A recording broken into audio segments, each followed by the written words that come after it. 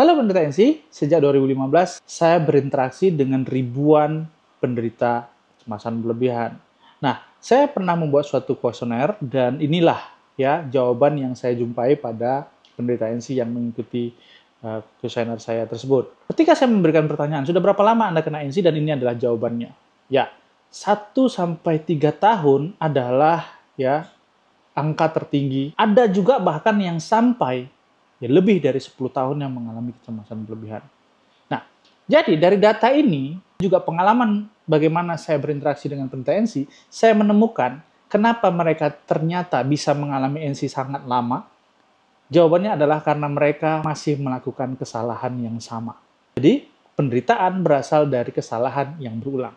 Jadi, di video kali ini saya ingin memberitahukan kepada Anda bahwa kesalahan apa saja yang sering terjadi pada penderita NC yang sampai sekarang kadang masih diulang.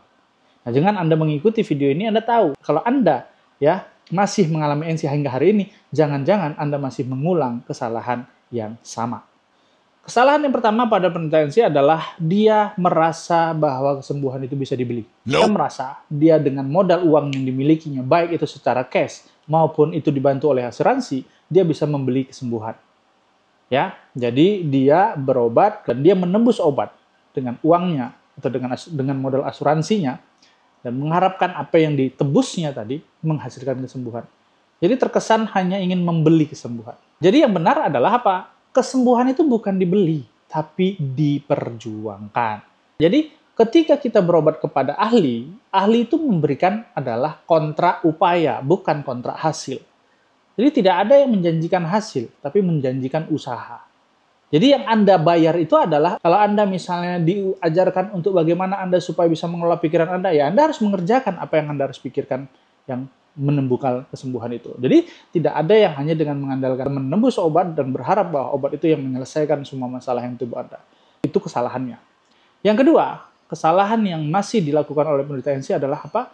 Menganggap kesembuhan itu ketika badan tidak mengalami keluhan.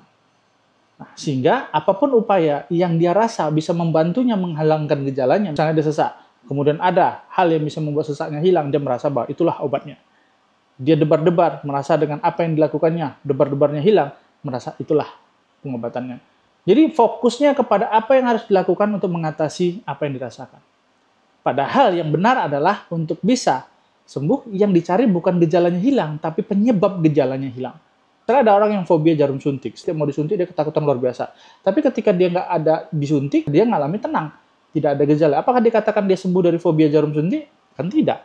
Yang dikatakan sembuh adalah ketika dia diberikan suntikan, dia tidak mengalami takut. Itu yang benar. Jadi bukan masalah gejala hilang atau gejala ada. Nah, begitu juga pada kasus NC. Anda dikatakan sembuh kalau Anda telah terbebas dari stresor. Bukan ketika Anda menghindar dari stresor dan gejala hilang. Jadi kalau sebelumnya Anda debar-debar panik, nggak bisa tidur karena ada berita tentang M.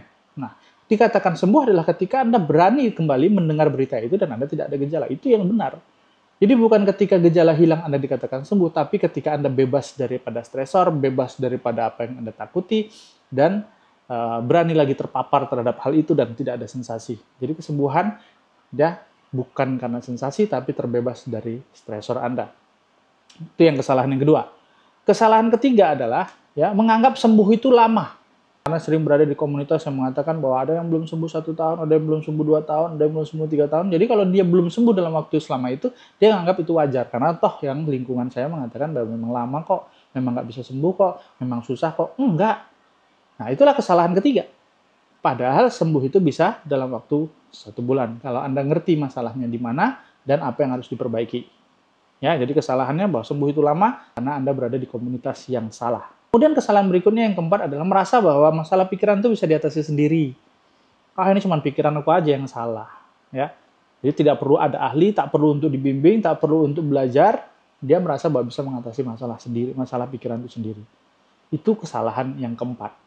Anda tahu orang yang mengalami NC yang bolak-balik nggak sembuh-sembuh, yang habis uangnya ratusan juta, yang habis waktunya bertahun-tahun itu yang nggak sembuh karena masalahnya di mana pikiran. Dan Anda mengatakan Anda tak perlu dibantu, Anda hanya bisa mengatasi sendiri.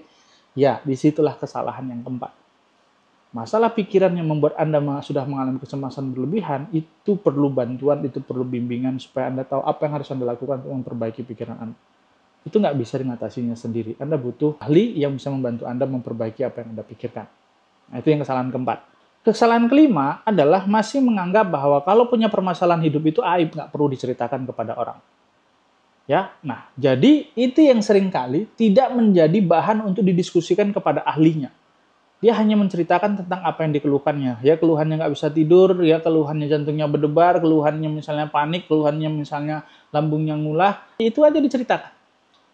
Tapi kalau dia ternyata permasalahannya awalnya karena misalnya permasalahan dengan rumah tangga, suaminya selingkuh, suaminya KDRT, suaminya melakukan perbuatan-perbuatan yang tidak pantas, misalnya yang memaki, membuli dia, dan dia nggak perlu ceritakan itu kepada orang lain karena itu kan masalah rumah tangga, itu kan aib keluarga, nggak usah diceritakan. Itulah kesalahannya sehingga dia mendam sendiri masalahnya dan kemudian orang ahlinya tidak tahu dia punya masalah. Karena ahlinya menganggap dia tidak punya masalah tentang kehidupan, ya itu tidak diatasi. Padahal permasalahan utamanya pada orang Indonesia adalah masalah di mental, masalah di pikiran. Jadi kalau beban masalahnya nggak diceritakan, tentu beban masalahnya nggak teratasi. Nah, jadi keluhannya juga tidak akan teratasi. Ya, jadi itu ada 5 tadi, ya, kesalahan yang diulang-ulang oleh pemerintah NC yang mengakibatkan kenapa NC-nya nggak sembuh-sembuh. Jadi kalau Anda masih melakukan kelima hal itu, ya itulah yang membuat Anda kenapa sampai hari ini masih mengalami sensasi. Jadi kalau Anda ingin bebas dari sensasi Anda, ya jangan mengulang kesalahan.